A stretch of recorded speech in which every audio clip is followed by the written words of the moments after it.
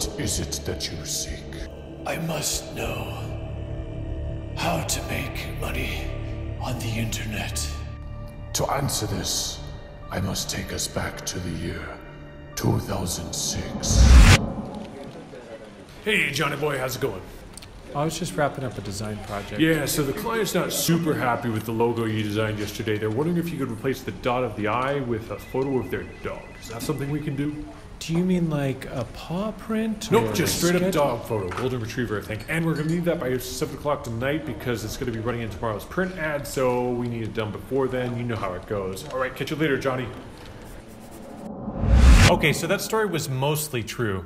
I did work for a newspaper as my first full-time gig, and I did get a lot of silly design requests, and I actually did plan on going in to tell my boss that I was leaving to start my own freelance business, only to be told that I was being laid off. I'm going to take a much slower approach to this episode. Rather than giving you a step-by-step tutorial on how to sell a Fiverr gig, which I did in the last episode, click the link right here, I'm actually going to do my best to just impart some lessons that I've learned over the years as a freelancer. So sit back and sink into this episode as I show you how I got my first Fiverr gig by going about the process in reverse.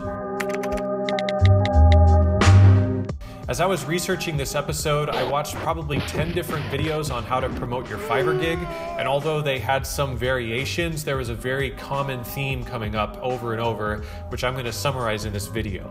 What they didn't talk about was how they went about getting their first gig and the whole social aspect of the process. That's what I'm going to be talking about in this video. The most common approach that I saw over and over was to create the gig and then just promote it in comments or on forums or in social media. And actually what I saw when I was reading through the comments in a lot of these videos was that people were just not having luck with their first gig. Try to imagine this approach like someone at a fair saying, come on, step right up to do an impossible game for $5 to win a 50-cent plastic toy.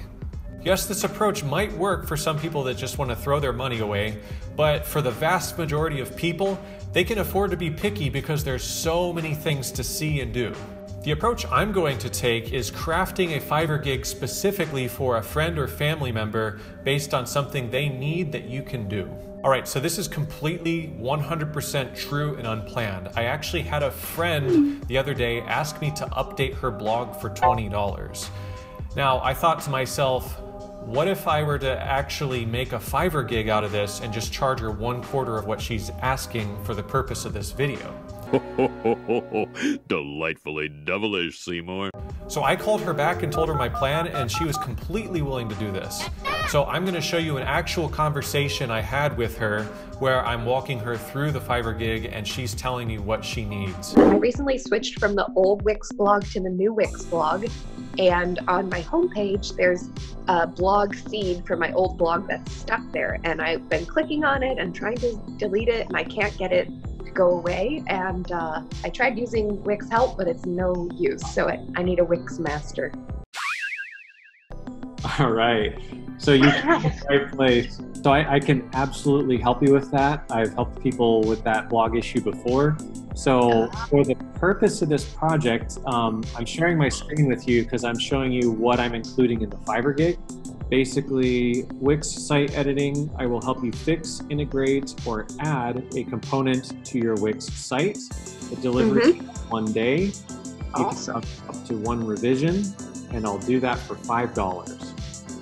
Amazing, it's a steal. Awesome. And then if you want any additional rounds beyond that, be $5 and 1 extra day per revision. Okay, yeah, I might need some more help.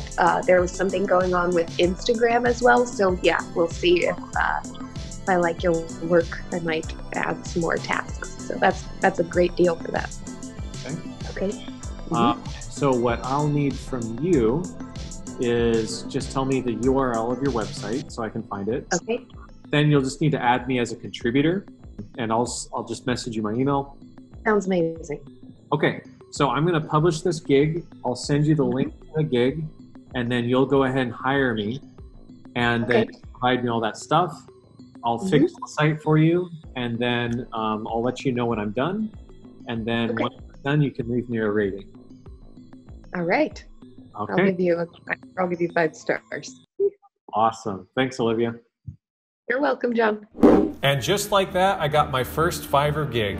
All right, so tip number 1, manage expectations. So make sure for the purpose of this project, you are very upfront with whoever you're asking to work with, that this is your first Fiverr gig and you're trying to make money online, and ask if they'd be willing to support you in your goal of working online. In most cases, a friend or family member would be more than willing to spend a few dollars to help someone with their goal or their dream or their project.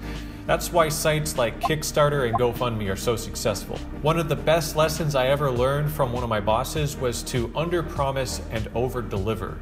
What you want to do is set very minimum expectations that you can both agree on and that you'd both be happy doing, and then just go above and beyond that when you actually deliver. That's going to make them much happier in the end than if you were to say you could do something and then do less than what they expect. Which leads to tip number 2, which is to set personal limits. One of the most common traps that freelancers fall into at the beginning is not knowing when to say no and to overpromise and underdeliver. The sooner you can be clear and upfront about what you can and can't do and what you're comfortable doing and not comfortable doing, the better off. You don't want to wind up biting off more than you can chew, so to speak. And that leads to tip number 3, which is to show respect to your customer.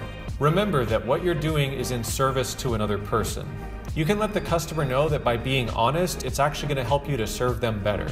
Now, I know this part can be really scary for a lot of people. I know it was for me, which is why I'm going to switch over to another really important lesson that I've learned over the years, which is not giving up. Everybody has their own project that they're doing, mostly like for themselves, you know, just so that they can accomplish something. This was mine. I'm absolutely mesmerized by this video. I couldn't believe that someone would be willing to fail so many times in such a painful way over and over just to do something that some people would consider totally useless. Now, I can relate to this in a very small way in my own career. When I first got laid off, I didn't make a ton of money as a freelancer. It took a lot of time and patience and failure before I actually got my first substantial paying gig. And there were so many times when I just wanted to give up. But eventually, clients just started rolling in because the first few jobs that I did, I went so far above and beyond that word spread really quickly. Within about a year, we had 5 full-time employees and 5 contractors at times, pulling in about $250,000 per year. I've been able to work from hostels in Thailand, or from cafes in France, or from the comfort of my own bed, and set my own prices and set my own hours, and choose my clients. But hey, this isn't for everyone, and I really mean that. There is a comfort and a stability to being able to go into an office and have a steady salary and a steady paycheck. Working for yourself does require a lot of effort and courage and discipline and consistency. If someone had told me about online freelancing back in high school, I could have started making money on the side before even graduating. I really hope that this episode inspires you to really chase what lights you up and to do it in a healthy and sustainable way. All right, so until next episode, take care, guys. Love you.